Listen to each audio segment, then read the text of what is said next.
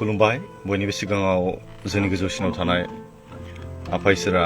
बाख्नाय जाथों। नैथियावहाय बेयाव आंजों लोगो लानो नागिरनाय साफ्रोमखौबो आङो फोरबो जिसुनि मुङाव अननाय सिबिनाय लोगोसे खुलुमनायखौ जासिग्रोबाय। दिनै स्टुडिअ'आव आंजों लोगोसे आं आदा सासे लिंना लाबोदों, लोगोसे आंनि लोगो सासे दङ। मोननैसो मेथाइ गस्पेल मेथाइ रोजाबहोगोन, नोंथांमोना अब्ला खोनासंलांदो। लोगोसेनो इसोरनि गाहाम बाथ्रा जों दिनैहाय गुसुङै सोलोंगोन। दिनैनि बे इसोरनि गाहाम बाथ्राखौ आं लादों जाहैदों दा रल अफ पेरेन्टस एकर्डिं टु दा बाइबेल। बाइबेलनि बायदियैब्ला जोंनि बिमा बिफानि जे रल, गथ'फोरखौ माबायदि दैखान्थि होनांगौ, माबोरै दिथा होनांगौ, बेनि सोमोन्दै जों सावरायगोन। संसारनि मानसिनि गोसोजों नङा, इसोरनि बाइबेलनि रावा जोंखौ गथ'फोरखौ मा फोरोङो बा जोंनि पेरेन्टफोरा माबायदि जानांगौ बेखौ जों सोलोंगोन। दिनैनि बाइबेल भार्सआ जाहैबाय प्रभाब्स बोसोन बिजाब 22 बालाबनि 10 सिरि चेप्टार 22 भार्स 6 खौ जोङो दिनैहाय फरायगोन।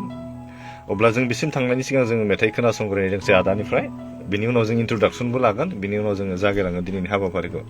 मेथाइखौ रोजाबग्रोनि, खोनासंग्रोनि। साउन्डखौ मोजां खोनादोंना खोनायाखै अननानै नोंथांमोना कमेन्ट खालामनानै खोन्था।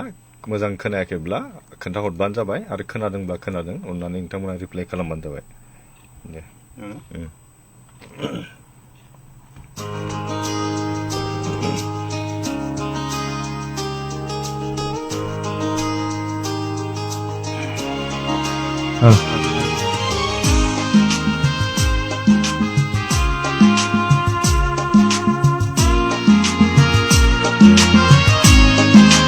साउन्डखौ अननानै खोन्थाहर, खावलायखानाय थाबाय।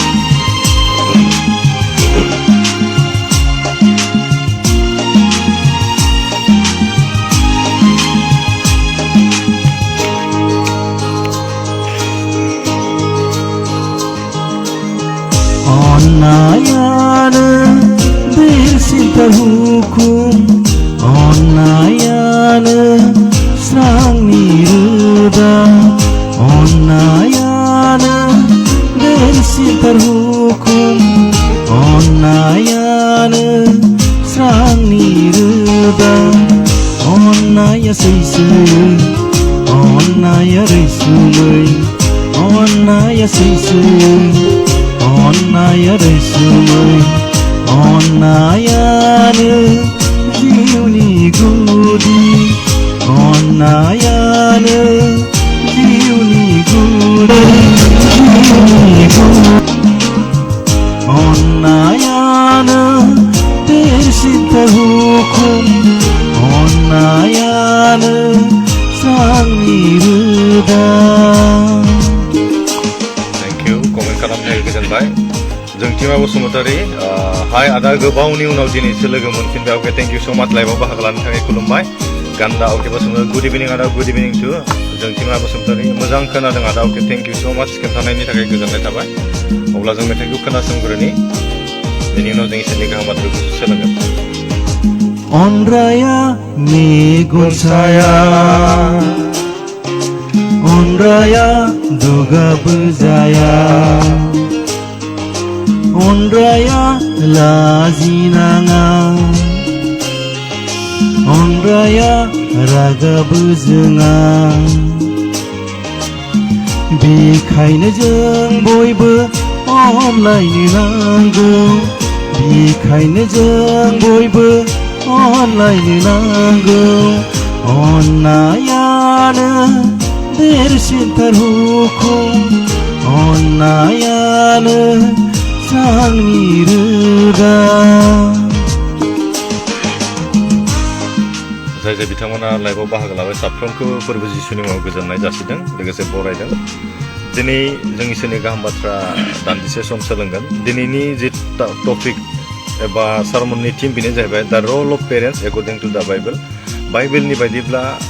जोंनि बिमा बिफानि मावनो गोनाङा मा बेखौ जों सोलोंगोन। बाइबेल नटआ जाबाय प्रभाब्स चेप्टार 22 भार्स 6। मेथाइ जोबनायनि उनाव जों सोलोंगोन। मोनसे गोदान रादायखौ फोरबोआ होबाय,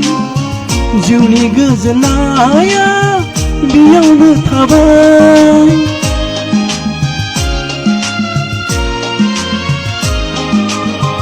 अन्नायजों खौसे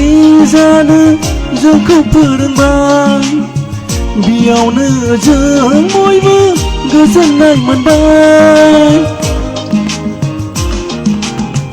गावजों गाव अनलायनोबो जोंखौ फोरोंबाय प्रभुआ अननायखौ जोंनो होलांबाय गावजों गाव अनलायनोबो जोंखौ फोरोंबाय प्रभुआ अननायखौ जोंनो होलांबाय अननायानो देरसिनथार हुकुम अननायानो सांनि रोदा अननायानो देरसिनथार हुकुम अननायानो सांनि रोदा अननाया सैसोयो अननाया रैसुमै अननाया सैसोयो अननाया रैसुमै अननायानो जिउनि गुदि अननायानो जिउनि गुदि अननायानो देरसिनथार हुकुम अननायानो सांनि रोदा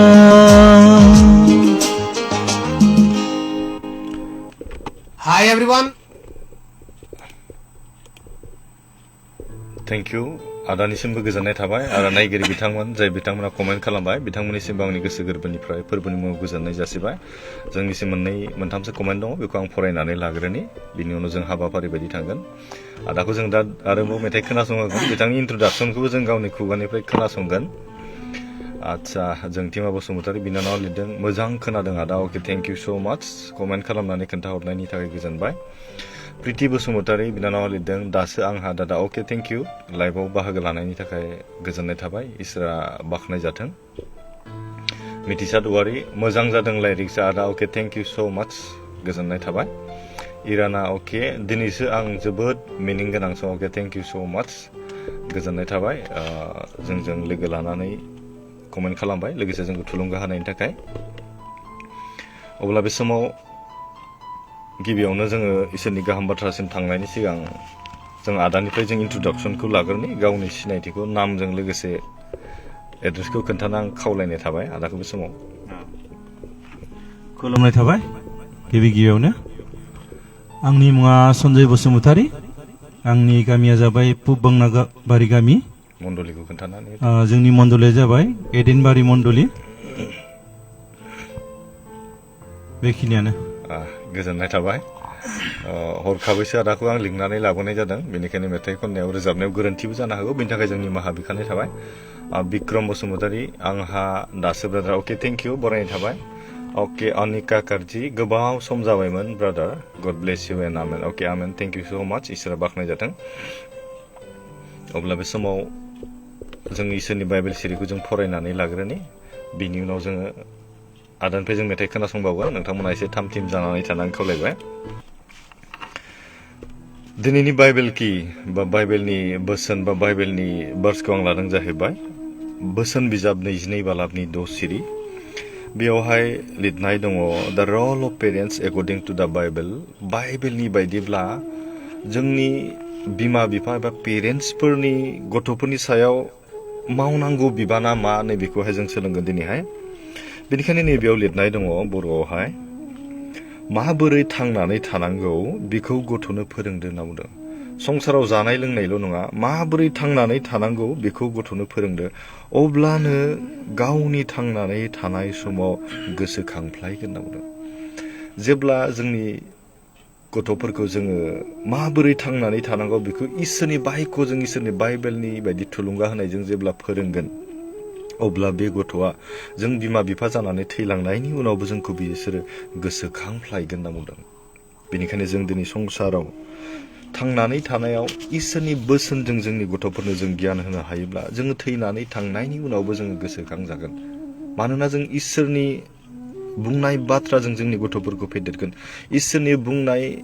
हुकुमनि गेजेरफोरजों जोङो जोंनि गथ'फोरखौहाय दैदेनगोनखाय इसोरा जोंनि सायाव बोर होगोन आरो जोंखौ गोसोखांफ्लायबाय थानाय बोरखौ जों इसोरनिफ्राय मोनगोन आरोना बेनिखायनो थांनानै थानायाव जोंनि बिमा बिफाया गथ'फोरनि मावनांगौ बिबाना ओरैबायदि रेसपन्सिबिलिटि थायो जाहैबाय बिमा बिफा जानानै दिनै बाइबेला जोंनो मा गाइडलाइन होदों दिनै जोंनि बिमा बिफाया इसोरनि हुकुम फोरोंनाय बादि जोङो फोरोंथारनांगोन इसोरा दिनै जोंखौ मा फोरोंदों मान होनो गिबियावनो अनार गड होनना बुंदों इसोरखौ मान होनायनि लामा गिबि लामाया जोङो इसोरनि गियानखौ गथ'नो फोरोंनायनि गेजेरजों जों इसोरखौ मान होनाय जायो जोंनि बिमा बिफानि मथेब्ला आरोना बेनिखायनो जोंनि गथ'फोरखौ जागायजेननाय फाउन्डेसन ना जोंनि न'खरनिफ्रायनो जोङो गियानखौ होनो जोङो सोलोंग्रोनांगौ बेखौ आं खावलायबाय बेनिखायनो दा जोङो बिमा बिफानि मावनांगौ बिबानखौ आं दिनै नोंथांमोननि गेजेराव बुंगोन आङो मोनब्रैसो पइन्ट दङ बिनि उनाव जोङो फोजोबगोन बे समाव जों आदानिफ्राय जों मेथाइ दोंसे खोनासंग्रोबावनि अन्नानै नोंथांमोना बबे बबे जायगानिफ्राय बे भिडिअखौ नायगासिनो दङ कमेन्टआव खोन्थाब्ला मोजां मोनगोन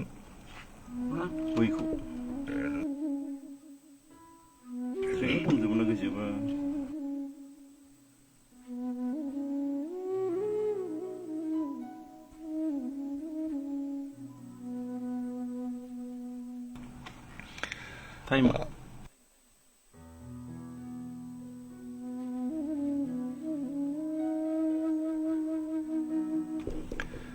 समाव आसा खालामदों थारैनो मोजां मोनगोन होननानै हाबाफारिखौहाय हायोब्ला शेयार खालामनानै होदो नोंथांमोननि लोगोफोरनोबो जेन इसोरनि आशीर्बाद आरो अननायखौ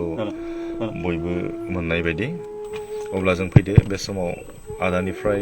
दोंसे जों मेथाइ खोनासंग्रोबावनि बिनि उनाव जों इसोरनि गाहाम बाथ्राजों गुसुं जों सोलोंबावगोन जों दिनैनि बिसयखौ सोलोंदों दा रल अफ पेरेन्टस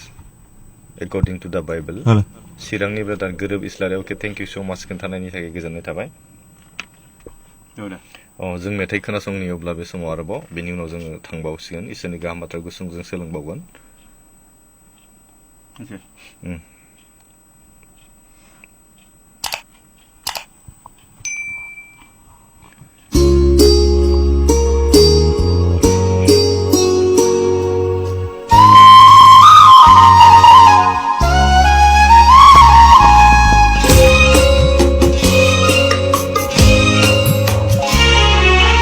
आजको में डूबा ये जीवन खुशियों से भर जाएगा आजको में डूबा ये जीवन खुशियों से भर जाएगा जाते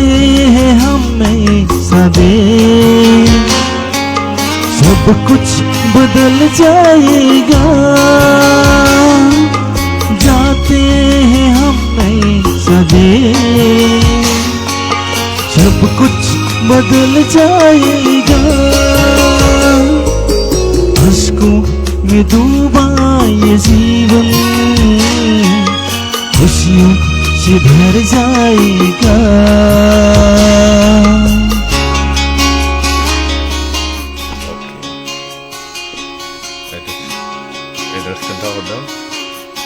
गोरोब इस्लारि चिरांनिफ्राय थेंक इउ सो माच मिथिसार औवारि चिरां गुरुबासा अके थेंक इउ फंबाय गोजोननाय थाबाय जलेन नार्जारि चिरां ब्रादार अके चिरांनिफ्राय बांसिन जोंथिमा बसुमतारि क'क्राझार डिस्ट्रिक्ट आदा अके थेंक इउ सो माच बरायनाय थाबाय आक्राम बसु आंना चिरां अके चिरांनिफ्राय बांसिन दे थेंक इउ सो माच इसरा बोरदों भूखे न होंगे वहाँ प्यासे लबों के न होंगे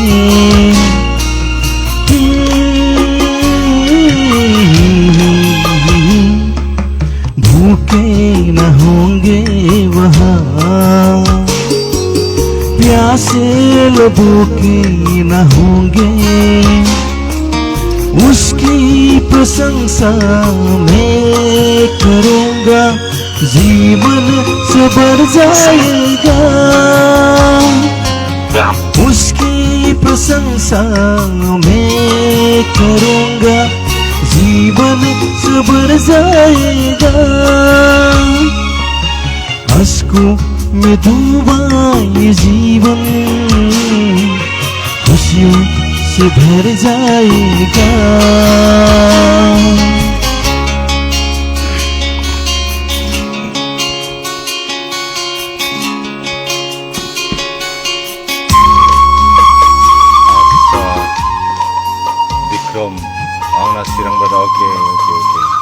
Nazari, praise the Lord, hallelujah, praise the Lord, thank you. My phone, okay, Sirangni Yes, thank you so much.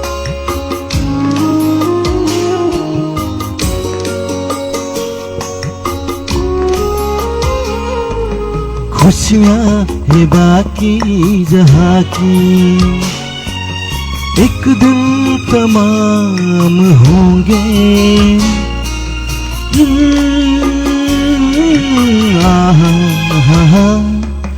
खुशियाँ है बाकी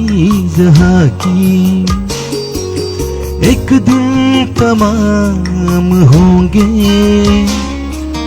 जिसकी नजर है यीशु मसीह पर, वो उसकी संग जाएगा। जिसकी नजर है यीशु मसीह पर, वो उसकी संग जाएगा। अश्कों में डूबा ये जीवन, खुशियों से भर जाएगा। अश्कों में डूबा ये जीवन, खुशियों से भर जाएगा। जाते हैं हमें सदे, सब कुछ बदल जाएगा। जाते हैं हमें सदे, सब कुछ बदल जाएगा। अश्कों में डूबा ये जीवन, खुशियों से भर जाएगा। गोजोन्थों। थारैनो जोबोद गोदै मिलौदो इसोरनि जि मेथाइ बेखौ रोजाबनानै जोंनो खोनासंहोनायनि थाखाय आदानिसिम गोजोननाय थाबाय। आसा खालामदों नोंथांमोना थारैनो मोजां मोनदों। अब्ला बे समाव जोङो कमेन्ट मोननै दङ, बेखौ जों फरायनि। राजु नार्जारि ब्रादार, आंनि न'खरनि थाखाय इसोरनाव बिनानै हो। आंनि नामा प्रसन्जित आर नार्जारि। अके, अन्नानै आरजनि खावलायनायखौ दा जोबनाय फारसे जों लागोन। जों इसोरनि गाहाम बाथ्रा गुसुङै सोलोंग्रोगोन, बिनि उनाव जों दा आरजनि खावलायनायखौ लागोन। समबार बसुमतारी फंबायाबो लिरदों, नाइस सं brother. Okay, thank you so' माच, गोजोननाय थाबाय। लोगोसे जायफोर बिथांमोना बे लाइभआव बाहागो लाबाय, साफ्रोमखौबो फोरबो जिसुनि मुङाव गोजोननायखौ आं जासिग्रोबाय आरो लोगोसे आं बरायबावबाय जायफोरानोखि गोदानै हाबफैबाय। अब्ला जों दिनै बे समाव इसोरनि गाहाम बाथ्रा जों सोलोंबावनि। दिनैनि बोसोना जाहैबाय गथ'फोरखौ माबोरै थांनानै थानांगौ बेखौ जों बिमा बिफाफ्रा फोरोंनांगौ। एकर्डिं टु दा बाइबेल, बाइबेला जोंनो मा फोरोङो बेखौसो। जोंनि संसारनि जानो होनाय, संसारनि गाननो होनाय, संसारनि थानो होनायजों नङा, नाथाय बाइबेला जोंखौ माबायदि गाननो होदों, माबायदि जानो होदों आरो माबायदि थानो होदों बेखौसो जों गथ'फोरनो फोरोंनांगौ होनना बुंदों। बेनिखायनो नाम्बार वानआ जाहैबाय जोंनि बिमा बिफानि मावनांगौ खामानिया, दा call to train children in God's way. इसोरनि लामाजोंसो थाबायनो थाखाय गथ'फोरखौ फोरोंजेननांगौ होनना बुंदों। थाबायनाया इसोरनि लामाजोंसो थाबायनो गथ'फोरखौ जोङो फोरोंनांगौ होनना बुंदों। बबे लामाजों थाङोब्ला जोंनि जिउआ मोजाङै दैदेननो हागोन, सैथोआ बबेजों दङ, आरो बे जोहोलाव बैसोआव बाइबेला जोंखौ माबायदि थाबायनो होदों, बे लामाजों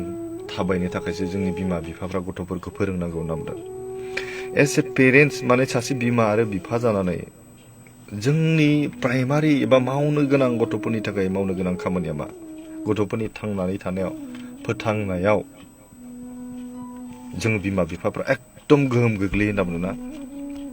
बे गथ'फोरनो मोजां आखल आखुल' फोरोंनायजोंल' नङा होनना बुंदों, माबोरै थांनानै थानांगौ बेखौल' नङा,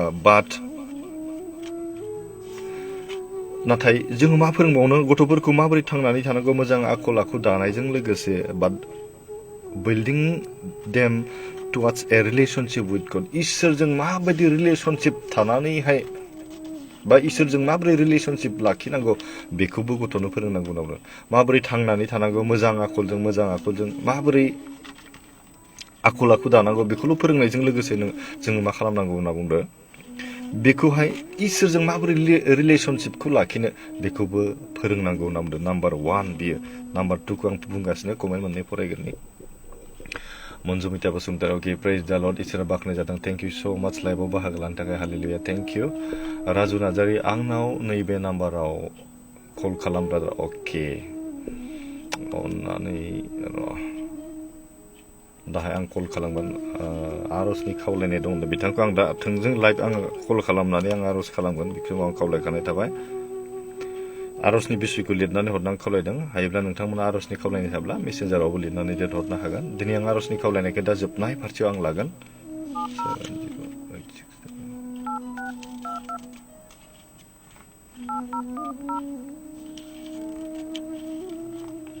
राजु फंबायखौ आं दाहाय जोबनायनि सिगां आर'ज खालामगोन रेडि थानो आं खावलायखाबाय रसना बसुमतारी माइ फ्रम चिरां अगे चिरांनिफ्राय गोजोननाय थाबाय खिन्थानायनि थाखाय जिस्किल बसुमतारी तेनजिं बसुमतारीनि थाखाय आर'ज लाफा अके बियानय खैलामिला अके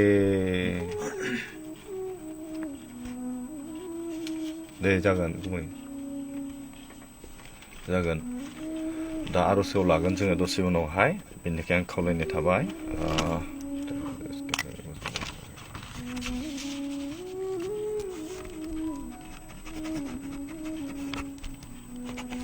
अब्ला बे समाव जोङो सोलोंबावनि जों दिनैहाय इसोरनि गाहाम बाथ्राखौ सोलोंनो जाहैबाय दा रल अफ पेरेन्टस एकर्डिं टु दा बाइबेलनि बायदियै जों बिमा बिफाफ्रा गथ'फोरखौ माबोरै फोरोंनांगौ नाम्बार वानआ जाहैबाय गथ'फोरखौ माबोरै थांनानै थानांगौ इसोरनि लामाजों थाबायनो थाखाय जों फोरोंनांगौ माबोरै आखल आखु दानांगौ बेखौ फोरोंनायजों लोगोसे इसोरजों माबोरै सोमोन्दो लाखिनांगौ रिलेशनशिप विथ गड बेखौ नाम्बार वानाव फोरोंनांगौ नाम्बार टुआ जाहैबाय स्पिरिचुवेल लिडारशिप नामदो आत्मिकआवहायसो दैदेनगिरि जानाय गथ'फोरखौ सासे जोंनि गथ'फोरखौ जोंनि फिसाफोरखौहाय आत्मिकआव दैदेनग्रा जानोसो जोङो खावलायनांगौ ना संसारनिजों नङा आत्माजों दैदेनजानायखौ आरोना बेनिखायनो जों जेब्ला हुदा बिजाबाव नायोना डिउटरनमि चेप्टार 6 भार्स 6-7 बेयाव बेबायदि लिरनाय दङ दिनै आंनि नोंसोरनो होनाय बे हुकुमफोरखौ गाव गावनि गोसोआव लाखिफ्लायदो माबायदि हुकुम बेलाय बे आयेनफोरखौ नोंसोरनो फिसाफोरनो फोरोंदो आरो न'आव लामायाव जिरायनायाव उन्दुनायाव सिखांनायाव आरो खामानि मावनायाव लागारबो बेफोर आयेनफोरनि बिसयै सानलायफ्लायदो होनना बुंदों नैबे इसोरनि फोरोंनाय आयेनफोरा जाहैबाय नैबेयाव होनना बुंदों जोङो जेब्ला मा फोरोंनांगौनो आरो जों न'आव थानाय समावबो इसोरनि बे गियाननि बाथ्राखौनो जों फोरोंनांगौ गथ'फोरनो लामायाव थांनाय समावबो जों फोरोंनांगौ होनना बुंदों जिरायनाय समावबो बे इसोरनि बाथ्राखौनो फोरोंनांगौ उन्दुनायनि सिगांबो उन्दुनायावबो जों इसोरनि बाथ्रा गियानखौनो जों सोलोंनांगौ आरो सिखारनाय समावबो आरो जोंनि खामानि मावनायाव लागारबो इसोरखौ सिगाङाव दोननानै जों खामानिखौ मावनांगौ होनना बुंदों ना बेनिखायनो इसोरनि जि कमान्डमेन्टस जि हुकुमफोर आयेनफोर बेखौ जोङो गथ'फोरनो फोरोंथारनो गोनां नांगौ बेनिफ्राय इमप्रेस गड्स वर्ड होनना बुंदों इसोरनि जि बायक'फोर बाथ्राफोर बेयावहाय गोसो रंजाहोनो हानाय बाथ्राफोरखौ नोङो बुंनो हानाय जानांगौ नामा जों गथ'फोरनो फोरोंनांगौ नामा बेनिखायनो जों दिनैहाय बेखौनो सोलोंनि ना जों सासे बिमा बिफा जानानै जोङो दिन्थिग्रा सोरनोबा एग्जाम्पल आं उमुगनि बिमाया मोजांथार उमुगनि बिफाया मोजांथार होनजानाय जों जानो हागोन नामा जों बेखौ सेस्था खालामनो नाम्बार 3 खौ जों सोलोंगोन बे समाव बेनि सिगां जों गुसुङै जों मेथाइ मोनसे जों खोनासंबावनो लुबैबाय आदाखौ बे समाव खावलायबावो दोंसे मेथाइ रोजाबबावनो थाखाय अके आरो जाय बिथांमोना बे प्रग्रामाव बाहागो लादों दा माने प्रेक्टिस गैया अकस्मातसो आं लिंब्रबनानैसो लाबोदों जोंनि मण्डलियावबो दिनै मोनसे प्रग्राम दंमोन उदालगुरि जायन बाइबेल कलेजनिफ्राय माखासे फरायसाफोरा बेयावहाय प्रेक्टिकेलनि थाखाय भिजिटआव फैदोंमोन बिथांमोनजों जों थाबाय थारैनो गोजोननाय मोनदों दिनैनि दिना रबिबारजों लोगोसे इसोरनि बोरखौ जों मोन्दों लोगोसे नोंथांमोनजों आं बेखौ शेयार खालामबाय नोंथांमोनाबो जों इसोरनिफ्राय बोरखौ मोननो हायो जों बे समाव अब्ला मेथाइ खोनासंबावनि बिनि उनाव जों दसे सम जोङो थानानै जों फोजोबगोन आरो आर'जनि खावलायनाय गुसुं हाबाफारि लागोन आं गोबाव सम दिनै थानाय नङा बेखौ खावलायखानाय जाबाय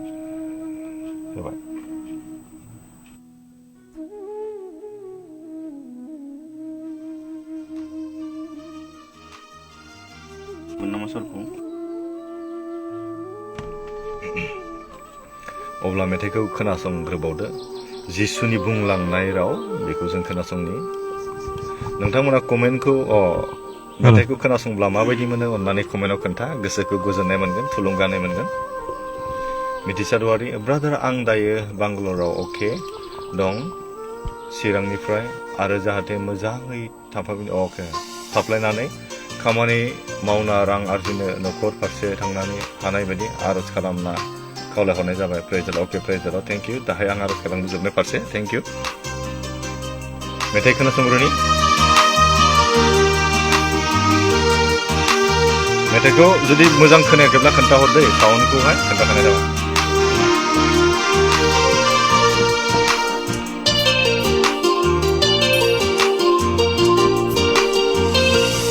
जिसुनि बुंलांनाय राव बुहुमनि गासै खना खना जाफुंबोगोन जिसुनि बुंलांनाय राव बुहुमनि गासै खना खना जाफुंबोगोन जिसुनि बुंलांनाय राव माहि दैमारि हेपि सानडे दादा अके happy Sunday thank you so much लाइभआव बाहागो लानायनि थाखाय मेथाइआ जोबोद ओंथि गोनां थारैनो जिसुनि बुंलांनाय रावफोरा दिनै खना खनला जाबोगासिनो दङ होनना बुंदों नङा होमबा आरो जाबाय थागोन जाफुंजोबगोन बाइबेलाव लिरनाय गासैबो इसोरनि बाथ्राफोरा जाफुंनो थाखाय फैगासिनो दङ जाफुंगासिनो दङ संसारनि जोबनाया खाथिसै बेनिखायनो जों गोसो सोलायनि बिमा बिफाफ्रा गथ'फोरनो इसोरनि बाथ्राजों जों फोरोंनि ना जोंनि रलखौ जोङो लाखिनि समबार बसुमतारी नाइस सं प्रेज द lord Jesus amen okay thank you so माच कमेन्ट खालामनानै गोजोननाय जाबाय थेंक इउ गाबख्रावनाय सुबुं बांग्रिं आरबानाजों सोगोमनाय सोदोब दावहानि जेरावबो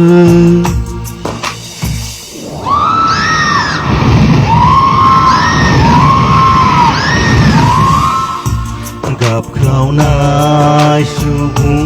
बांग्रिं आरबानाजों सोगोमनाय सोदोब दावहानि जेरावबो गासै हादराव जाफुंगोन फोरबुनि राव गासै हादराव जाफुंगोन फोरबुनि राव जिसुनि बुंलांनाय राव अके जों सिमा बसुमतारी बिनानावा लिरदों गस्पेल संखौ खोनासंबाथाय गोसोखौ जोबोद मोजां गोजोननाय मोनो आदा अके थेंक इउ सो माच थारैनो गासैबो ओंथि गोनां मिनिं गोनां ना गासैबो जोंनि जिउआव सोलिनाय आरोना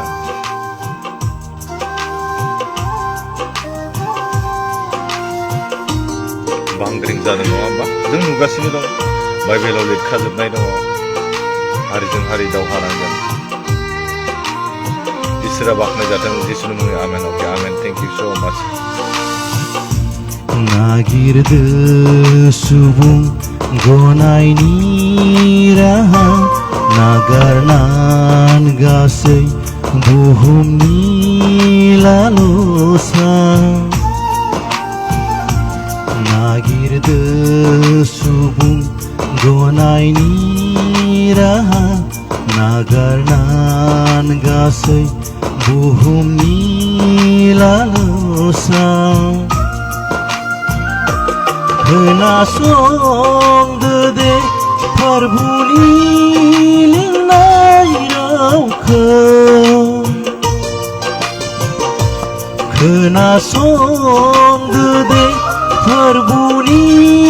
लिंनाय रावखौ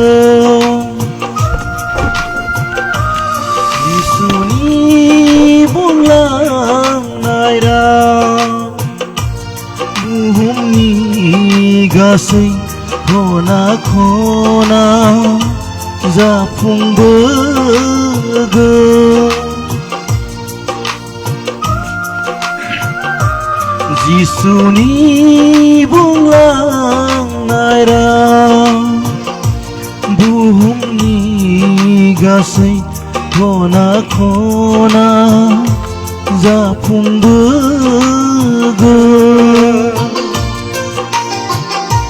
जिसुनि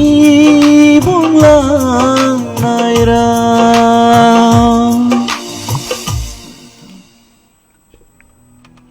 थेंक इउ गोजोननाय थाबाय थारैनो जिसुनि बुंलांनाय फंफ्रोमबो रावानो दिनै जाबोगासिनो दङ आरो जाबाय थागोन संसारा जोबगोन होननानै बुंदों बे जोबनाया फैगासिनो दं बेनिखायनो जों थामथिमल' जानानै थानो गोनां मानोना बाइबेलनि लिरनाय बाथ्रायानो जाबोगासिनो दं जाफुंगासिनो दं बे दिनै इसोरनि लिरनायनि बाहेरा नङा गासिबो इसोरनि लिरनायासो इसोरनि बुंनायासो जाबोबाय थादों आरोना अके माहिदे माने प्रेज द लर्ड फोरबोआ बाख्नाय जाथों आमेन अके आमेन थेंक इउ स' माच लाइभआव बाहागो लानायनि थाखाय गोजोननाय थाबाय अब्ला जों दिनैहाय सोलोंगासिनो जाहैबाय जोंनि बिमा बिफानि बा जोंनि पेरेन्टसफोरनि गथ'फोरनि सायाव मावनांगौ बिबाना मा होननानै बुंदोंना नाम्बार 1 जों सोलोंदोंमोन जाहैबाय गथ'फोरखौ मोजां आखल मोजां आखु मोजां गियान दानायाव दिथा होनायजों लोगोसे जों गथ'फोरखौ इसोरजों रिलेशनशिप लाखिनायखौ जों फोरोंनांगौ होनना बुंदोंना नाम्बार 2 जाहैबाय स्पिरिचुवेल लिडारशिप आत्मिकनि दैदेनगिरि बा आत्मिकआव दैदेनग्रा जानोसो जों गथ'फोरखौ फोरोंनांगौ होनना बुंदों बेनिफ्राय जों 3 नाम्बाराव जों सोलोंनो बेयावहाय गथ'फोरनो इसोरनियाव जों थायोब्ला जेन जोंहा जेनिबो गिनांगौ गैया जोङो बिराद सेफटि अननायनि मोनसे इनभाइरनमेन्टखौ जों गथ'फोरनो फोरोंनांगौ नाब्ला जोंनि न'खराव जों जुदि बिमा बिफाजों अनलायनानै देखायाब्ला गथ'फोरखौ जों फोरोंनो हानाय नङा बेनिखायनो जोंनि न'खराव अनलायनानै दिन्थिनायखौ इसोरनि गियानजों इसोरनि बाथ्रा इसोरनि बोसोनखौ फोरोंनायजों लोगोसे इसोरखौ रिलेशनशिप लाखिनो फोरोंनायजों लोगोसे जों गथ'फोरखौ मा फोरोंनांगौ जोंनि न'खराव लाभिं एन्ड सिकिउर इनभाइरनमेन्ट जाय न'खराव थांनानै जों गथ'फोरा सेफटि मोनो अननायखौ मोनो बेबायदिखौ जों फोरोंनांगौ होनना बुंदोंना बेनिखायनो बोसोन बिजाबनि 22 बालाबनि 6 सिरियाव प्रभाब चेप्टार 22 भार्स 6 आव जोंखौ बुंदों मा बुंदों दहाय जों फरायनाय बायदि माबोरै थांनानै थानांगौ बेखौ गथ'नो फोरोंदों होनना बुंदों बेनिखायनो जों गथ'नो जों माबोरै थांनानै थानांगौ जों बेखौ फोरोंनांगौ ना बेनिखायनो जों गथ'फोरखौहाय स्ट्रं फाउन्डेसन जोंनि गथ' उन्दै समनिफ्रायनो जोङो अननायखौ जों फोरोंनांगौ जों दिन्थिनांगौ आरो बे अननाया इसोरनिफ्रायसो जायो होननानै बुंनांगौ ना बेनिखायनो गथ'फोरखौ दिनैहाय जों स्पिरिचुवेलाव आरो मरेल थांनानै आखल आखुआवहाय जौगानो थाखाय जों गथ'फोरखौ फोरोंनांगौ दिनैहाय इसोरनाव जों माबोरै आर'ज खालामनांगौ माबोरै इसोरनि बायथ'खौ फरायनांगौ आरो माबोरै जोंनि थांखि मावनो लानाय खामानिफोरखौ एकर्डिं टु दा गडलि इसोरनि बायदियाना गडलि डिसिसन इसोरनि बायदिसो जोङो डिसिसनखौ लानो थाखाय जों बिमा बिफाफ्रा गथ'खौ फोरोंनांगौ ना बेनिखायनो जोङो दिनै आनकन्डिसनेल लाभ जों इसोरनिफ्राय अननायखौ मोनदों आनकन्डिसनेल जेबो कन्डिसन गैया आरोना जों मालाबा जोंनि बिमा बिफानि गेजेराव बा गथ'फोरनि गेजेराव जों कन्डिसन लायो नङा होमबा आं नोंनो गथ'फोरा जेब्ला मबाइल बिगोन आं नोंनो मबाइलखौ होगोन खिन्थु नोङो फरायनांगोन बेबायदि मोनसे कन्डिसन नाथाय इसोरा जोंनि गेजेराव दिनै जेबो कन्डिसन गैयालासिनो बियो जोंखौ अनो होनना बुंदों आं इसोरनिफ्राय अननायखौ नागिरोब्ला जों मोनगासिनो दङ नाथाय बे जोंनिफ्राय जेबो बिनिमय लायाखै आरोना आनकन्डिसनेल जेबो कन्डिसन गैयालासिनो जों बेबायदि इसोरनि अननायखौ मोनदों होनना बुंना बेनिखायनो इसोरा जोंखौ दिनै आनकन्डिसनेल जेबो कन्डिसन गैयालासिनो बियो जोंखौ अनो बेनिखायनो जोंनि बिमा बिफाखौ इसोरा दिनै थांनानै थानायाव गथ'फोरखौ बोखांनानै लाबोनायाव दिनै अननायजों आनकन्डिसनेल अननायखौ जों इसोरनिफ्राय मोनबायब्ला जों अननायजों गथ'फोरखौ जों बिसोरनि फेलारनिफ्राय जों बोखांनानै बिसोरखौ साक्सेस खालामनाया जोंनि दायित्व थायो होनना बुंना बेनिखायनो बे अननाया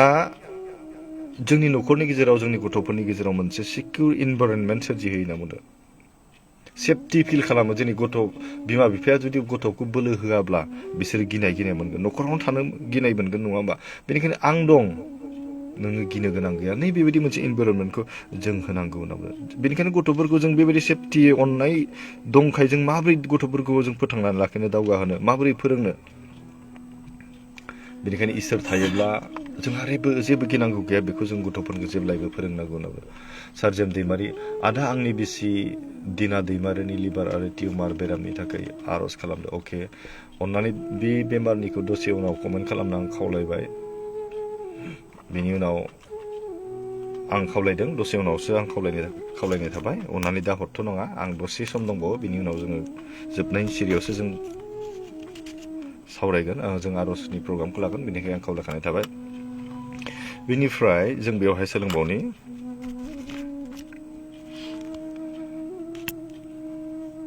जोंनि गथ'फोरखौ थांनानै थानायावहाय फिउचारनि थाखाय गथ'फोरनो फोथायनायखौ जों फोरोंनांगौ होनना बुंदोंना गोसोमानि जों फोरबोखौ बिसास खालामनो थाखाय जों फोरोंनांगौ बेनिखायनो बोसोन बिजाबनि 3 बालाबनि 5 आरो 10 सिरियावना प्रभाब चेप्टार 3 भार्स 5 आरो 6 आव जोंखौ बुंनाय बायदि गोसोमानि जों फोरबोखौ बिसास खालामदो नोङो गावनि मिथिनायाव बरसा खालामनो नाङा जों गथ'फोरखौ बेबायदि फोरोंनांगौ माबायदि फोरोंनांगौ होनना बुंदों गोसोमानि जों फोरबोखौ बिसास खालामनो थाखाय जों गथ'फोरखौ फोरोंनांगौ नोङो गावनि मिथिनायाव बरसा खालामनो नाङा मोनफ्रोमबो खामानियाव फोरबोखौ गोसोखांनानै मावदो बियो नोंखौ लामाखौ नोंनो दिन्थिगोन होनना बुंदों बेनो नंगौ लामाखौ नोंनो बियो दिनै दिन्थिगोन होनना बुंदों जोंनि आत्माजों जों इसोरखौहाय फोथायनो थाखाय जोंनि गथ'फोरखौ जों फोरोंनो हानांगौ होनना बुंदों बिसोरनो कनफिडेन्स लेभेलखौ जों लाबोनानै होनो हानांगौ मोनफ्रोमबो बिसय बा मोनफ्रोमबो खामानिनि थाखाय फरायनाय जा साख्रियानो जा माबा मोनसे खामानि मावनो गोनाङानो जा इसोरनियाव नांनानै इसोरनियाव फोथायनानै मावनो थाखाय जोङो खावलायनांगौ होनना बुंदों बेनिखायनो इसोरनियाव जों जेब्ला नायोना गथ'फोरनि थाखाय जोङो बिमा बिफाफ्रा आर'ज खालामनो गोनां आरो जोंनि राग जोंफ्रुनायफोरखौ जों कन्ट्रल खालामनानै इसोरनियाव जों गथायनो गोनां आरो जोंनि बिमा बिफा गार्जेनफ्रा बेनिखायनो जों जोबनाय फारसे थांसिगोन बेनि सिगां जोङो मेथाइजों खोनासंबावगोन जों मेथाइ खोनासंगोन बिनि उनाव आं लास्ट कनक्लुजनखौ नोंथांमोननि गेजेराव आं लाबोसिगोन बिनि उनाव जों आर'जनि खावलायनाय हाबाफारि गुसुं लागोन बिनि उनाव जों फोजोबगोन हाबाफारिखौ दङ मेथाइखौ सुरखौ बावदोंलै हागोन ना हाया बिदिनो जागोन दे जायखिजाया आदसा अननानै आर'जनि खावलायनायखौ दसे उनाव लागोन खावलायखानाय थाबाय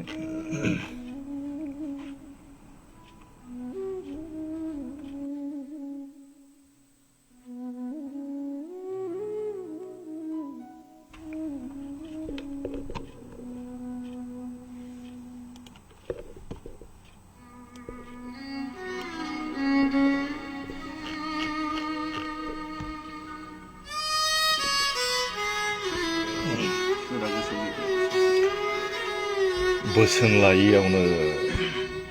बे मेथाइ नोंथाङा थारैनो मोजां मोनगोन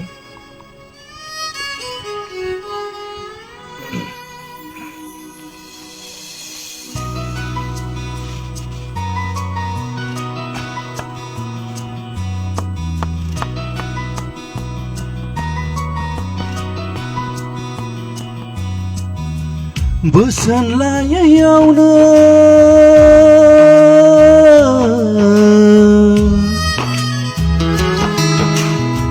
जानांबाय आं बैथा गैयै दिङा बादि बोसोन लायैयावनो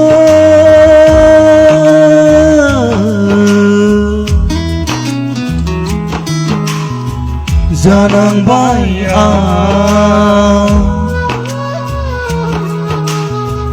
बैथा गैयै दिङा बादि हांगार जालांबाय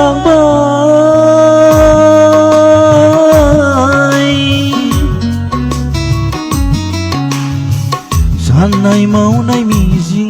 आरो थांखि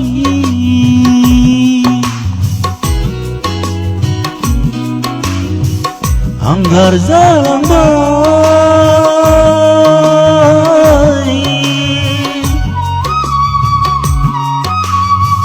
साननाय मावनाय मिजिं आरो थांखि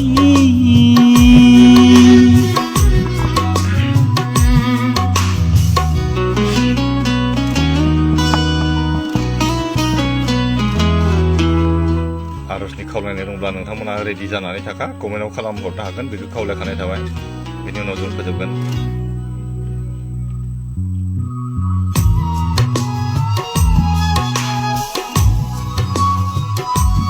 ओरैनो बोसोन लायाब्ला जोंनि जिउआव मा जायो बे मेथाइनि गेजेरजों जों मोनथिनो हायो बेनिखायनो बे समाव इसोरनि बोसोन बायदि जों थांनो जों सेस्था खालामनि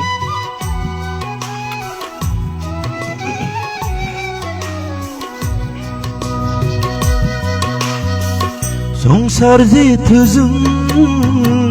दिबोरनांना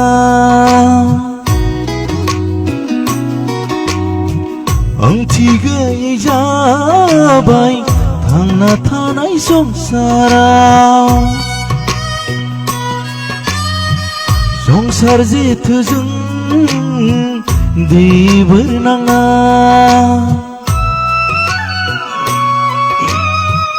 ओंथि गैयै जाबाय थांना थानाय संसाराव मोखां फांथेबा सोरा फैसालियाव बुथिंजानाय हाबिलाव जिउआव अलखद लाबोबाय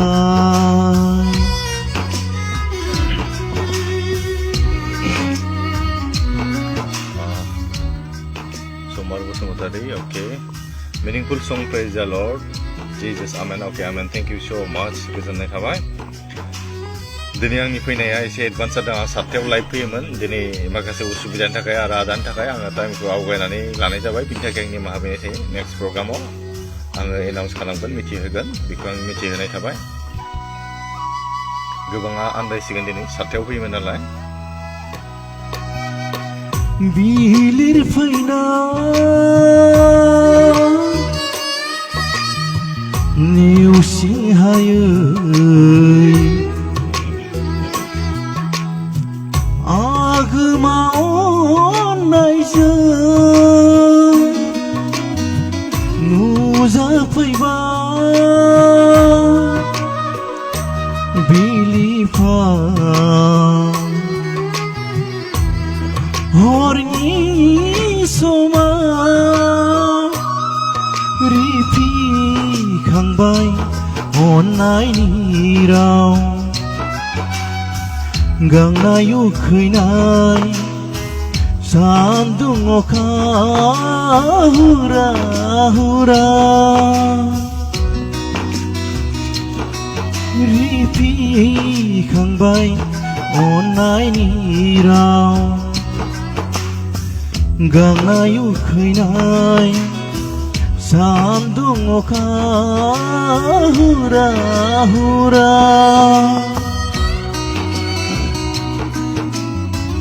बोसोन लायैयावनो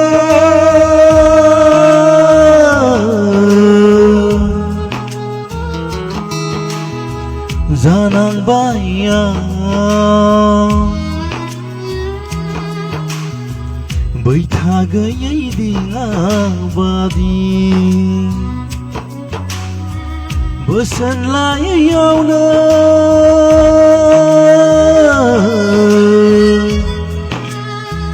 जानांबाय आं बैथा गैयै दिङा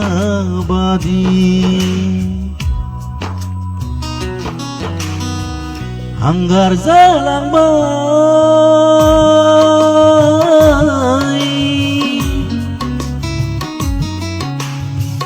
साननाय मावनाय मिजिं आरो थांखि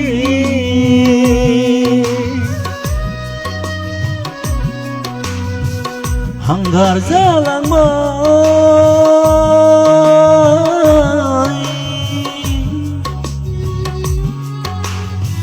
साननाय मावनाय मिजिं आरो थांखि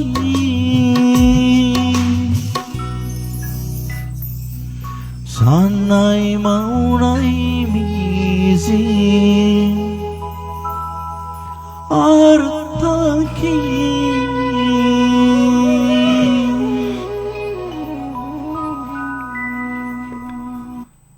जोबोद जोबोद गोजोननाय थाबाय आदानिसिम गोदै मेथाइजों इसोरखौ बाख्नायनाय मेथाइ रोजाबबाय अब्ला जों जोबनाय फारसे जोङो थांगासिनो जोङो जोबनाय फारसे जोङो सौहैसिगोन बेनि सिगां आर'जनि खावलायनाय मोननैसो दं बेखौ आं लाग्रोनो सानबाय आरो मुसाहारि बिथाङा लिरदों इसोरा बाख्नाय जाथों अके थेंक इउ स' माच इसोरा बाख्नाय जाथों आमेन अब्ला आंनिसिम दहाय सासे फंबाया नाम्बार हरदोंमोन बिथांनि आर'जनि खावलायनायखौ जों लानि बेनि उनाव नोंथांमोननि कमेन्टनि आर'जनि खावलायनायखौ आं लागोन आं दहाय मबाइल नाम्बारखौ लाखादोंमन लाइभआवनो आर'ज खालामगोन लाइभआवनो जोङो दिनैनि बे हाबाफारिखौ लागोन आं खावलायदों अन्नानै नाम्बारा बहा थाखो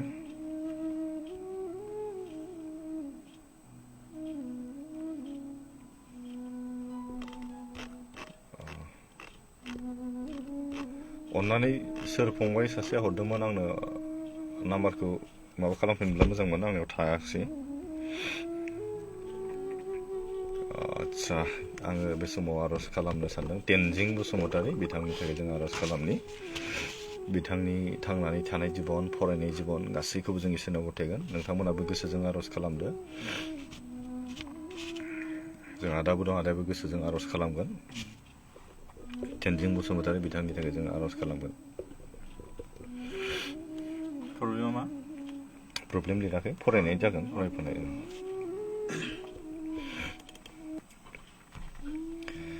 हालेलुया गोथां आरो गोथार अनखौ इसोर आफा दानि बे समाव नोंखौ हामबाय होनदों बे मोनाबिलि समाव नोंखौ बाख्नायनो बे मोजां समखौ मोननायखाय फोरबो आफा बिसासखि बे समाव गथायदों फोरबो आफा जि तेनजिं बसुमतारी बिथांनि जिबनखौ नोंनि आथिं गुदियाव गथायदों बिथांखौ नोंनि आत्माजों नोङो दैदेनदो फोरबो आफा बिनि जिबनाव बिनि देहायाव नांगौ जानाय गासैखौबो नोंनि गोहोजों नों सुफुंदो फोरबो आफा बिनि आत्मायाव नोंनि गोथार जिउजों नोङो स्पर्श खालामदो फोरबो आफा पबित्र आत्मानि गोहोजों बिनि जिबनखौ नोङो सुफुंदो फोरबो आफा संसाराव जेसेबां सम थांनानै थागोन नोंखौ सिङाव दोननानै गिग्रा आरो मानिग्रा जानानै बिमा बिफाखौ मानिनानै सोलिनो हानाय बेबायदि नोंनि अननायखौ बिनि होदो आरो दैदेनदो फोरबो आफा बिनि फरायनाय जिबन बिनि थांनानै थानाय जिबन बिनि थांखिफोराव नोङो हेफाजाब खालामदो आरो दैदेनदो आरो देरहासारनो हानाय गोसोफोरखौ होदो फोरबो आफा फरायनानै मोजां गोसोआव लानो हानाय गोहोफोरखौ होदो मोजाङै उथ्रिसारनो हागोन उनाव नोंनि सायख' होनो हानाय बेबायदि नोंनि अनजाग्रा बिसा नों बेखौ खालामदो फोरबो आफा हामबाय नों बे समाव जोंनि आर'ज खोनासंनायनि थाखाय बिसासखि बे समाव नोंखौ हामबाय होनदों फोरबो आफा हालेलुया गोथां अनखौ इसोर आफा बे तेनजिं बसुमतारी बिथांनि जिबन बिथांनि न'खर गासैखौबो नोंनि आथिं गुदियाव गथायदो बिनि थांनानै थानाय जिबन फरायनाय गासैखौबो नोङो दैदेनदो नोंनि आत्माजों नोङो दैदेनदो नोंनि गोथार आगदा आखाइजों नों सिगां जानानै बेखौ नोङो दैदेनदो फोरबो हामबाय नों बे समाव जोंनि आर'ज नोङो खोनासंनायनि थाखाय गुबुननोबो शेयार खालामनो हाग्रा जानो हानाय बायदि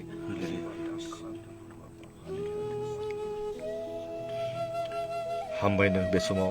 जोंनि आर'ज खोनासंबाय गुसुं आर'ज सासोर बासोर ख्रिस्ट'फोरबो जिसुनि बिबाय आमेन गोजोन्थों थेंक इउ अके र' बे राजु फंबाया फन हरदोंनो जों लाइभआवनो कल खालामनानै जों थाब फोजोबनो आं सेस्था खालामगोन राजु नार्जारि अके न'खरनि थाखाय इसोरनाव आर'ज खालाम 708622 आदसा दहाय हरदों र' 708622 8010 8010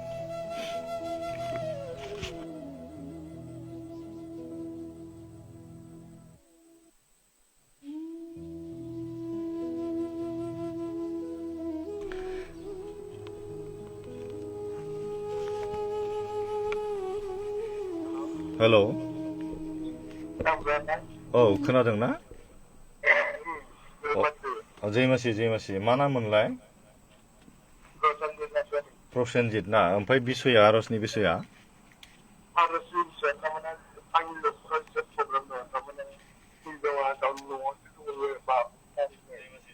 औ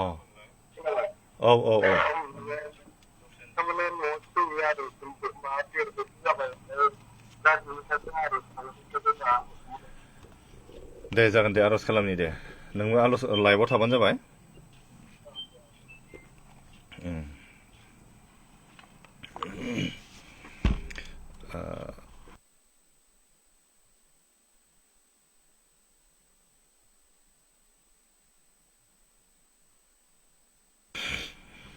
जोंहा फंबाय प्रसेनजित बिथाङा आर'ज खावलायदों बिथांनि बिसिया न'आव दंहैयो होनना बुंदों जाहोनखौ जों मिथिया जों मिथिनोबो लुबैया इसोरा मिथिगौ बेनिखायनो बिसोरनि न'खर थारैनो थाबैनो इसोरनि अननायखौ गोरोबलायनायखौ मोनो बिनि थाखाय जों आर'ज खालामनो बे समावहाय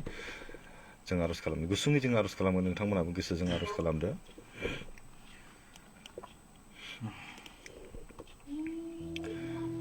सोरगोनि गोथां आरो गोथार मुंखौ इसोर आफा जानोबो समाव नोंखौ हामबाय होनबावदों जि फंबाय जि प्रसेनजित नार्जारि बेदिनो गोबां समस्यायाव गोबां उसुबिदा गोबां प्रब्लेमाव गोलैनानै दं बाबा बिनि न'खराव दिनै गोरोबलायनायखौ बियो मोननो हायाखै बिनि बिसिया दिनै न'आव थांनानै दंहैयो नोंफोर बाबा बिसिनि न'खराव नोङो गोरोबलायनायखौ होदों अनलायनायखौ होदों बाबा जि समस्या जि बिसयफोरनि गेजेराव बिसोर बेबायदि जादों मानो बिसोरनि आत्माफोरनि गोसोनि मेगनफोरनो खेवनानै होदों बिसोरनि आत्मायाव नोङो खोथा बुंदों बाबा नोंनि गोथार जिउजों बिसोरनि जिबनाव नोङो स्पर्श खालामदों नोंनि आत्माजों बेखौ नों दैदेनदों नोंनि गोथार जिउजों नों बिसोरखौ दैदेनदों नोंनि अननायखौ नोंनि आशीर्बादखौ नोंनि गासैखौबो नोंनि अननायजों बिसोरनि आबादफोर बाबा बिसोरनि गोसोनि दरखौ नों खेवदो सौदो फोरबो बिसोरनि आत्मायाव नोङो खोथा बुंदों नोंनि गोथार जिउनि गेजेरजों नों स्पर्श खालामदों बाबा संसारनि गोबां नासयनाय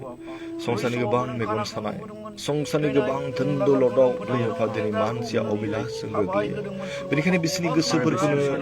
गोसोनि मेगनफोरखौ नोङो खेवनानै होदो आत्माखौ नोङो खुलिनानै होदो बाबा मोजां बुजिनो हानाय गोहोखौ गोसोखौ बिसोरनि जिबनाव होदो बिसोरनि आत्मायाव नों खोथा बुंदों नों गोथार जिउजों बिसोरनि जिबनाव स्पर्श खालामदों बाबा थाबैनो बिसोर गोरोबनाय नोंनि अननाय आशीर्बाद आरो अननायखौ मोननो हानाय बायदि बेबायदि हामबाय नों समाव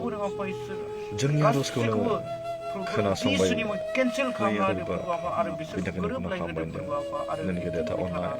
आशीर्बाद आरो बोरनि गेजेरजों बिथांनि न'खराव थादों गोजोननाय न'खर अनलायनाय आरो जौगानाय न'खराव थाबैनो जागोन जों फोथायदों जोंनि न'आव फोथायदों बाबा नोंनि गोथार जिउजों बिसोरनि न'खरखौ दैदेनदो बिसोरनि आत्मायानो खोथा बुंदो बुजिलायनो मोनदांनो हानाय गोहोफोरखौ होदो अनलायनाय न'खराव थाबैनो गसंफिनगोन जों फोथायनायजों गुसुं आर'ज आसलो बासायरा ख्रिस्ट'खौ जिसुनि मुङै बिबाय आमेन गोजोन्थों थेंक इउ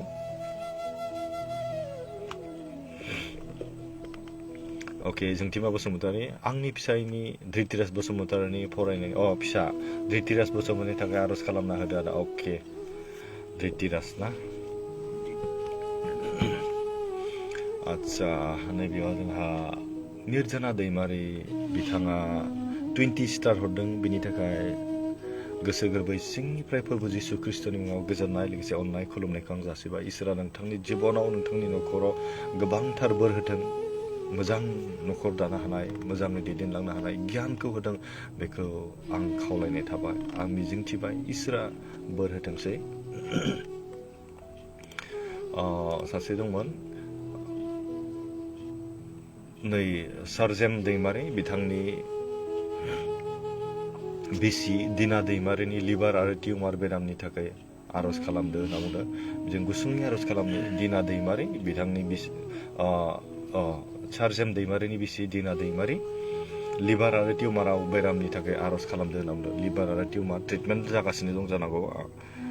बेनिखायनो जों दिनैहाय बे समाव आर'ज खालामनि दिना दैमारिनि थाखाय जों गुसुङै आर'ज खालामगोन नोंथांमोनाबो गोसोजों आर'ज खालामगोन लिभार आरो टिउमार बेराम होनना बुंदों जों बे समाव आर'ज खालामनि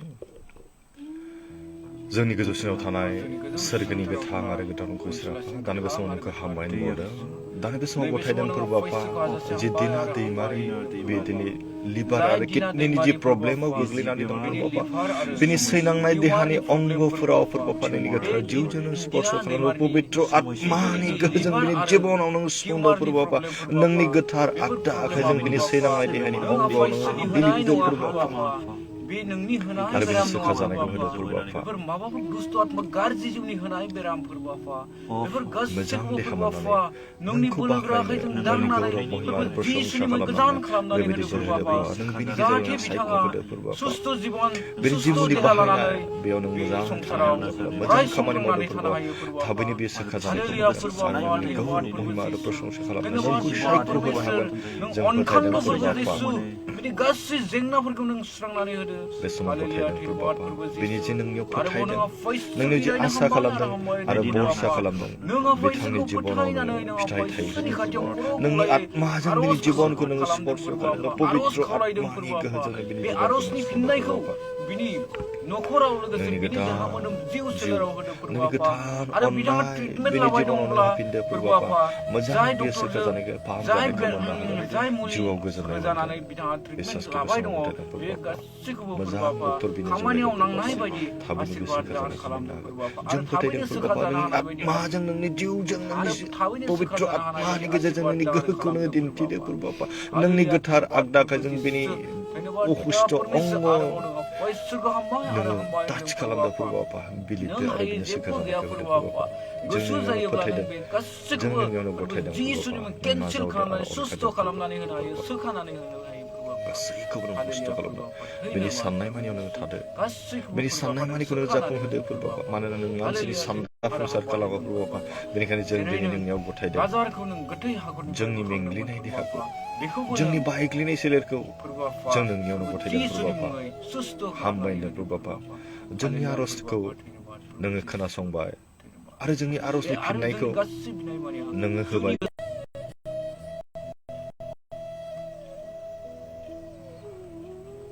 सरि नेटआ दानलांदों अब्ला जाय बिथांमोना आरजनि खावलायनो हरबाय जों खेबसेनो आङो आरज खालामसिगोन दा जोबनायावहाय बेखौ आं खावलायनाय थाबाय अब्ला आंना हासबेन्डआ गोजाननिफ्राय फैगासिनो दं जेन इसोरनि अननायजों मोजां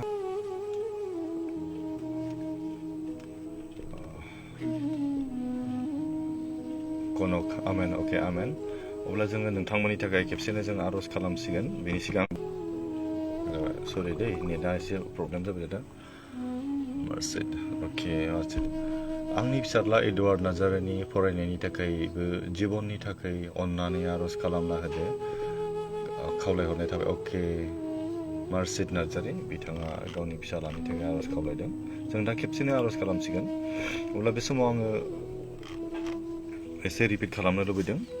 जों दिनैनि इसोरनि गाहाम बाथ्राखौ जों सोलोंदोंमोन जाहैबाय दा रल अफ पेरेन्टस एकर्डिं टु दा बाइबेलनि बायदिब्ला जोंनि बिमा बिफानि मावनांगौ बिबाना मा जों बेखौ सोलोंबाय बेनिखायनो जों दिनैहाय जों दिनै गार्जेन जाबायब्ला बिमा बिफा जाबायब्ला जोंनि गथ'फोरखौ जोङो संसाराव मोजां आखल आखु दानायजों लोगोसे इसोरजों माबायदि रिलेसनशिप लाखिनांगौ जों बेखौ फोरोंनि बेनिफ्राय गथ'फोरखौ आत्मिकआव दावगालांनो थाखाय जोङो फोरोंनांगौ नांगौ इसोरनि बाथ्राखौ जों फरायनो इसोरनि बाथ्राखौ जों फोरोंनो जों नांगौ बेनिफ्राय जोङो गथ'फोरनो डिसिप्लिनखौ जों फोरोंनांगौ माबोरैहाय अननाय आरो सैसोनायनि बाथ्राखौ जोङो गथ'फोरनो फोरोंनो गोनांथार होनना बुङो बेनिफ्राय जोंनि न'खरावहाय अनलायनायखौ जोङो दिन्थिनो गोनां होनना बुङो ना जेरावनाखि जोंनि फोथायनाया दावगानो हायो फोथायनायखौ जोङो फेदेरलांनो फोजौलांनो हायो आरोना अननायनि गेजेरजोंसो हायो जाहैदों आरोना बेनिफ्राय जोंनि गथ'फोरखौहाय इसोरनियाव फोथायनानै नांथाबनानै थानायखौ जोङो फोरोंनांगौ होनना बुंदों अब्लाना इसोरा जोंनि फिउचारनि समावहाय जोंनि साननायाव जोंनि मावनायाव गासैयावबो बियो जोंजों लोगोसे थायो होनना बुंदों अब्ला बे समावहाय जोङो लोगोसे आरज खालामगोन जायफोर बिथांमोना बेयाव कमेन्ट खालामबाय जायफोर बिथांमोना नायगासिनो दं साफ्रोमनिबो न'खरनि थाखाय साफ्रोमबो व्यक्तिनि जिबननि थाखाय नोंथांमोननि थांनानै थानायनि राहा लामानि थाखाय जोङो लोगोसे आरज खालामगोन नोंथांमोनाबो गोसोजों आरज खालामदो जायफ्रानोखि बेमारनि थाखाय बिथांमोननि थाखायबो जोङो लोगोसे खेबसेनो आरज खालामगोन आरो फरायनायफोरनि थाखाय जायफ्रानोखि आरज खावलायबाय बिथांमोननि थाखायबो जों खेबसेनो आरज खालामसिगोन अननानै नोंथांमोनाबो गोसोजों आरज खालामदो सोरबाया साननो हागौ गाव गावनि खावलायनायखौ मुं मख'यैखाय बोरैबा साननो हागौ मुं मख'आब्लाबो इसोरा मिथिगौ नोंथांमोननि आरजनि खावलायनाय पइन्ट बिसयखौ जों बे समाव लानानै जों आरज खालामनि बिनि उनाव जोङो फोजोबगोन आरोना जों खेबसे आरज खालामनि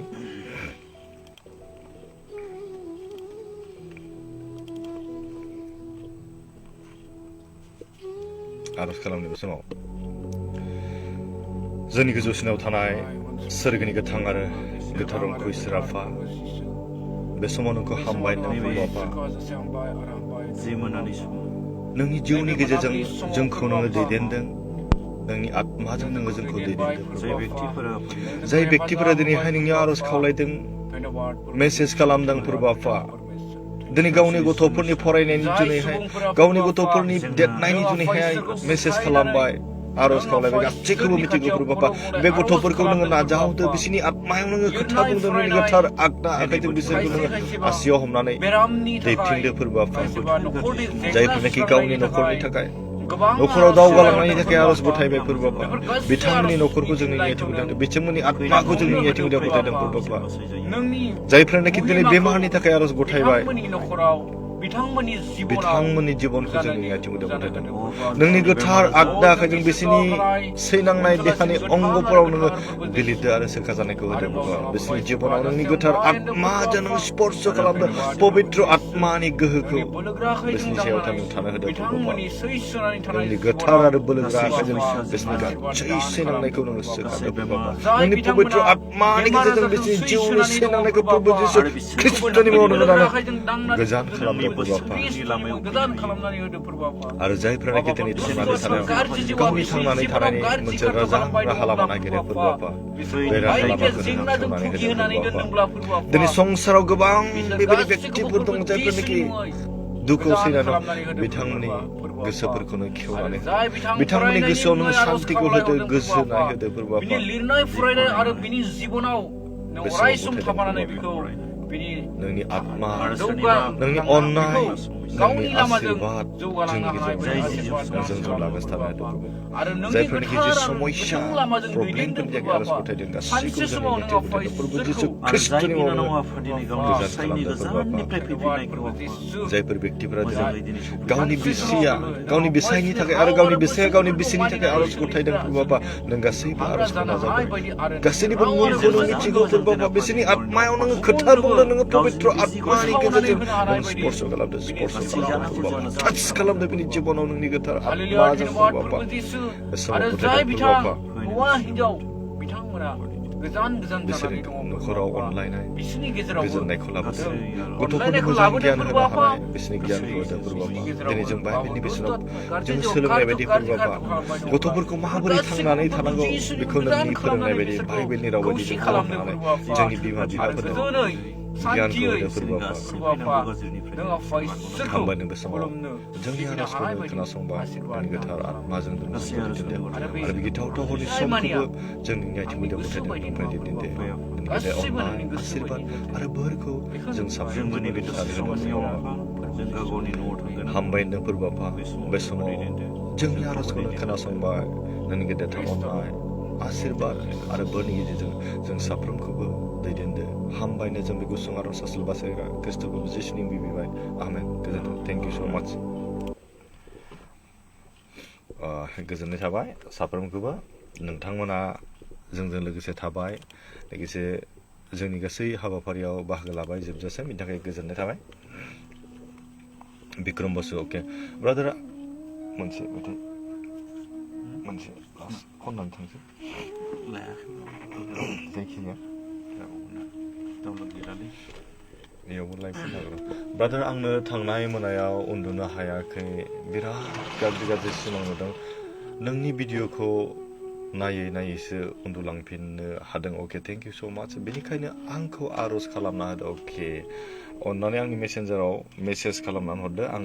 आर'जखौ दा फोजोब्बाय नालाय दा आंनि पार्सनेल आर'जआव नोंनि बे बिसयखौ आं लानानै आर'ज खालामगोन ब्रादार आं नोंजों पार्सनेल खोथा दं ब्रादार अके रायज्लायनो हागोन आं नाम्बारखौथ' आं दहाय कल खालामबाय ना मोनगोन जेबो नङा अब्ला बे समाव जों जोबनाय फारसे थांनोसै दोंसे मेथाइ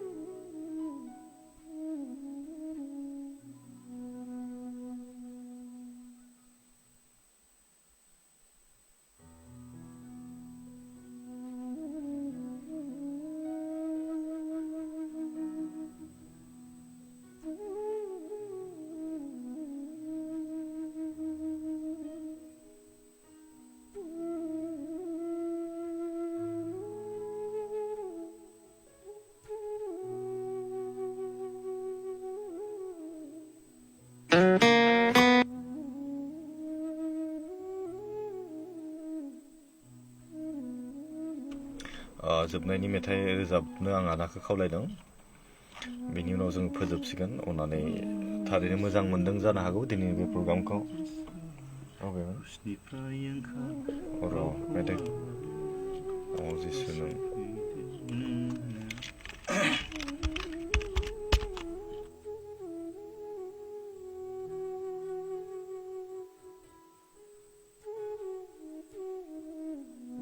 You call yourself midlife.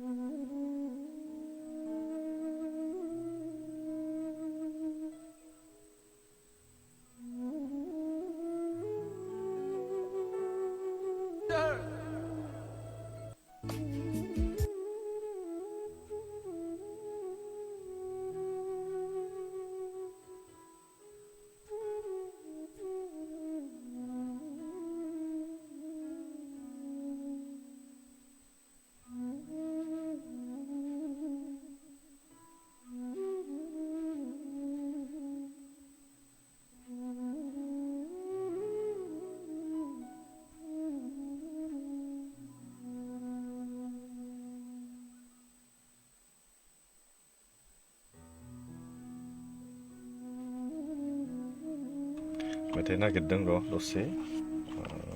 दुखुआवबो लोगो नोंखौ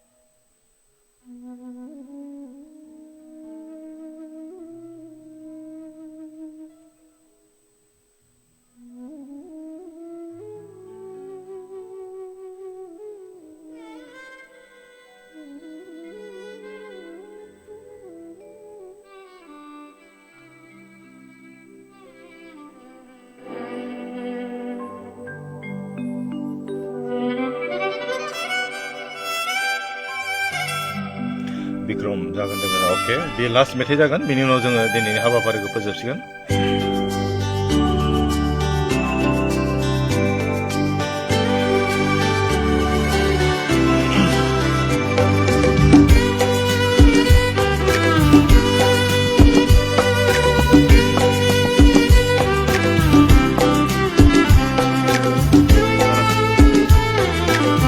Halo.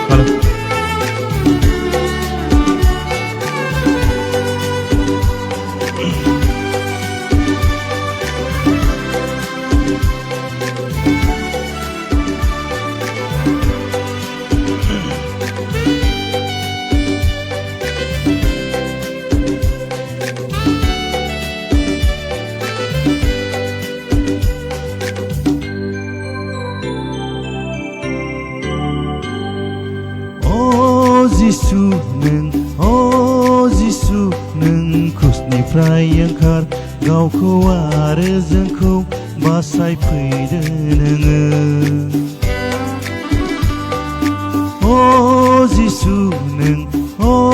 जिसु नों क्रुसनिफ्राय ओंखार गावखौ आरो जोंखौ बासायफैदो नोङो नङा बिब्दि दाबुंनो बे दायनि साजाया जोंसो मोननांगौमोन नङा बिब्दि दा बुंनो बे दायनि साजाया जोंसो मोननांगौमोन जोंसो सिखावमोन जोंसो दायनिगिरिमोन जोंसो सिखावमोन जोंसो दायनिगिरिमोन बियो सैथोमोन बियो न्यायमोन बेसो क्रुसाव दोनथाब जानांबाय बियो सैथोमोन बियो न्यायमोन बेसो क्रुसाव दोनथाब जानांबाय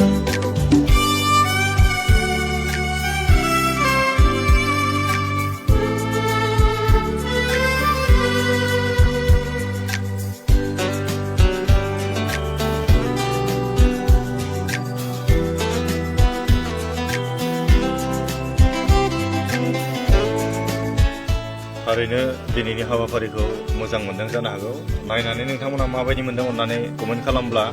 थुलुंगाखांनाय मोनगोन उननि हाबाफारिनि थाखाय जोङो थाबैनो आरो फैफिनबावनो हागोन कमेन्ट खालामनो खावलायबाय माबायदि मोनदों आरो नेक्स्ट माबायदि प्रग्राम लाबावजानो लुबैयो बेखौ आं खावलायनाय थाबाय लोगोसे बे समाव आं फोसावनो लुबैदों साननैसो उनाव आङो बाइबेल कुइज लाबोगोन बेयाव आङो माखासे गिफ्टफोर होगोन बान्थाफोर होनाय जागोन बेनिखायनो आं खावलायनो थाबाय नोंथांमोना बे हाबाफारियावबो आंखौ बाहागो लानो थाखाय थुलुंगा होनो थाखाय माबायदि मोनदों कमेन्ट खालामनो थेंक इउ अ जिसु नों क्रुसनिफ्राय ओंखार गावखौ आरो जोंखौ बासायफैदो नोङो अ जिसु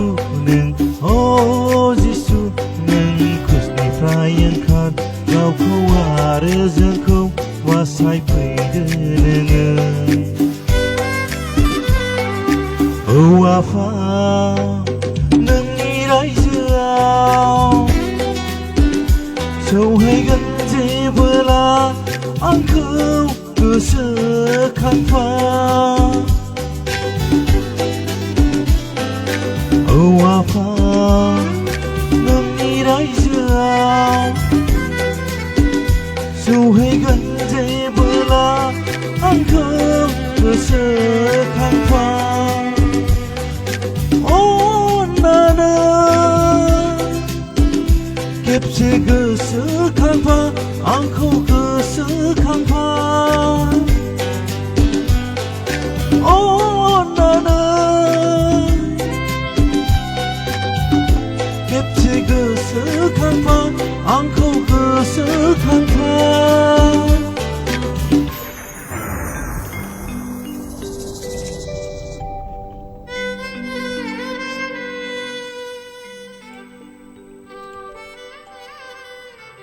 जों टिमा बसुमतारी बिथाङा लिरदों Somewhere in the world.